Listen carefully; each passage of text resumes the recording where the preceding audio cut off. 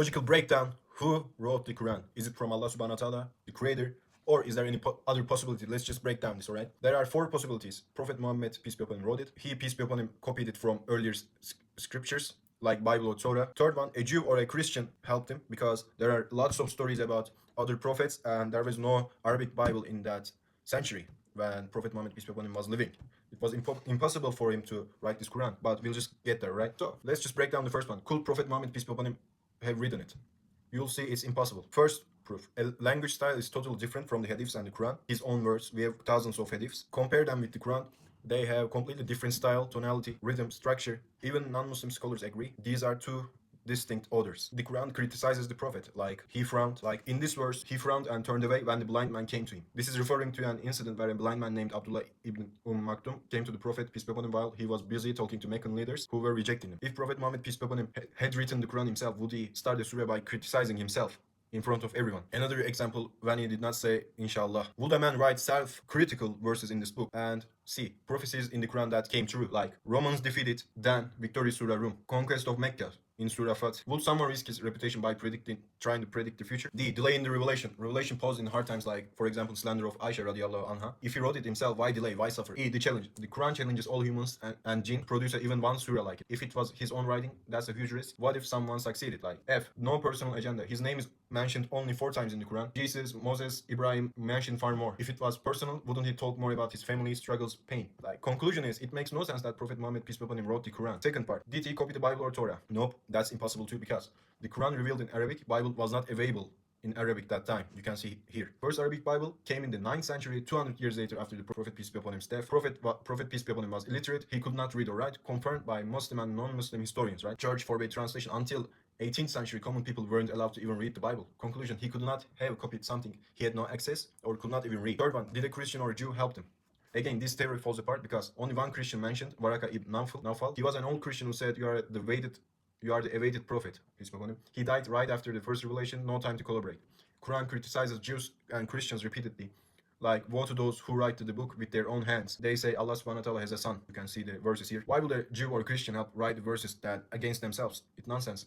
Conclusion, no help was given from other religions. It's not rational, right? Fourth one, and was it Satan? This is the most illogical claim because Quran starts with the refugee from the Satan. I seek refuge in Allah subhanahu wa ta'ala from the accursed devil. Satan is declared enemy of mankind in the Quran. Indeed, Satan, here you can see the verse, is an enemy to you, so take him as an enemy. Would Satan expose himself, call himself evil, and teach monotheism? The Quran mentions the mummification of Pharaoh, like here, we will preserve your body so you may be a sign for later generations. The mummified Pharaoh was discovered centuries later, still preserved, and they just approved that he was drowned. Linguistic miracle. The Quran's perfect structure, non-repeating rhythm, no contradictions, unmatched to this day. Even Arabic experts, poets could not match it. Consistency over 23 years, revealed in pieces over 23 years, yet completely coherent. Which means not a single contradiction. Scientific facts, embryology, expanding universe, iron descending from sky, confirmed only recently with science, like in the 19th and 20th centuries. Summary. Let's go to summary, right? Prophet, peace be upon him, could not have written it. He did not copy from Bible or Torah. No one helped him. Satan did not write it, and he cannot do that, alright? So what other choice do we have? Nothing. So the conclusion is the Quran is from Allah subhanahu wa ta'ala. And this is another mind-blowing, because Quran was revealed in real time, not written in a room. Unlike any other book, the Quran was not written privately in a quiet room. Instead, it was revealed to Prophet Muhammad, peace be upon him, in the middle of war, while walking, sitting, riding a camel, while being asked unexpected questions in response to the live events, accusations, or sudden incidents. When someone asked him a question, he sometimes had to wait for the answer to be revealed. He didn't make the things up. Like in Surah An-Nur about Aisha radiallahu anha's accusation, the Prophet, peace be upon him, waited for days in pain until Allah subhanahu wa ta'ala revealed the truth. If he were writing it himself, why not defend himself immediately, right? Why this is a powerful proof? No author in history has ever written a book across 23 years, responding to real-time events, yet ending up with perfect, contradiction-free, thematically unified book. It's not from his mind. It wasn't edited or planned. It wasn't fiction. And if Prophet Muhammad, peace be upon him, had written the Quran for worldly gains, you'd expect him to seek power, amass wealth, take credit, and glorify himself, ask for payments or loyalty. But what does the history and the Quran shows us? Historical proofs. The Quraysh offered him everything.